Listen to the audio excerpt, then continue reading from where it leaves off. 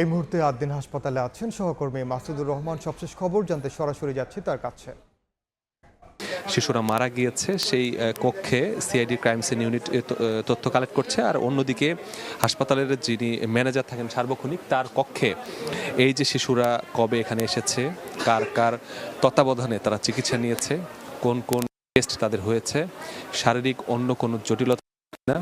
পাশাপাশি এই যে ঘটনাটি কাল মধ্যরাতে যখন ঘটেছে এরপরে কোথায় কোথায় নিয়ে যাওয়া হয়েছে, কিভাবে নিয়ে যাওয়া হয়েছে, সকল কাগজপত্র খুঁটিনাটি সিআইডি, পিবিআই, থানা পুলিশ, র্যাব পক্ষ থেকে এভাবেই যিনি সার্বক্ষণিক এখানে দায়িত্বে থাকেন তার কক্ষে বসে সেগুলো পুঙ্খানুপুঙ্খানুভাবে তদারকি করছেন তদন্তকারী সংস্থার প্রতিনিধিরা। পাশাপাশি তাদের যে ডকুমেন্টগুলো রয়েছে সেগুলো তারা সংগ্রহ করছেন। কার্যক্রম অব্যাহত থাকবে। যে সিআইডির ক্রাইম সিন ইউনিট যেই ঘটনাস্থলেটিতে এই ঘটনাটি ঘটেছে সেখানে এসেছিল, তারা এখনও তারা এই ঘটনাটিকে সর্বোচ্চ গুরুত্ব দিয়ে সেই সকাল থেকে এখন পর্যন্ত পুঙ্খানুপুঙ্খানুভাবে এই আলামতগুলো যেগুলো রয়েছে ঘটনাস্থল থেকে সংগ্রহ করা যায় সেগুলো তারা সংগ্রহ করার চেষ্টা করছেন, এবং পাশাপাশি এগুলো কেমিক্যাল টেস্ট, ল্যাবরেটরি টেস্ট, কি ধরনের টেস্ট করলে এটির ভেতর থেকে মৃত্যুর যে প্রকৃত কারণ সেটি জানা যাবে, সেটি নিয়েই তারা পুঙ্খানুপুঙ্খভাবে তদন্ত করছেন। এই মুহূর্তে সেই কক্ষটিকে সিআইডি ক্রাইম সিন সিলগালা করে দিচ্ছে, এবং সিলগালা করার যেই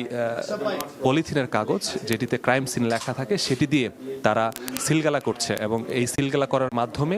এখন আর কেউ সেই কক্ষটিতে প্রবেশ করতে পারবে না, এবং সিআইডি তাদের যে আলামত সংগ্রহ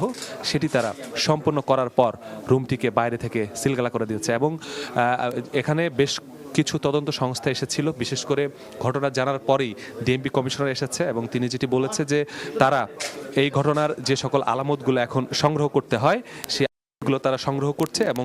সংগ্রহ করে তারা পরবর্তীতে এগুলোর কেমিক্যালের মাধ্যমে, ল্যাবরেটরির মাধ্যমে টেস্ট করে এগুলো যত দ্রুত সম্ভব এগুলোর কাছ থেকে যে ফলাফলগুলো পাওয়া যায় এবং এটির মাধ্যমে এই মৃত্যুর প্রকৃত কারণগুলো তারা অবশ্যই অতি দ্রুততম সময়ে তারা জনগণের সামনে তুলে ধরতে চায়, এবং এর সাথে যদি কারো দায়িত্ব অবহেলা থাকে তাদের দৃষ্টান্তমূলক শাস্তির আওতায় আনার জন্য যে কার্যক্রমগুলো করা দরকার সেটি তারা করবে বলে এখন পর্যন্ত আমাদেরকে জানিয়েছে। তো এই ছিল আসলে আমার কাছে আদ্দিন হাসপাতাল থেকে সর্বশেষ তথ্য। সরাসরি যুক্ত ছিলাম রাজধানীর আদ্দিন হাসপাতালে।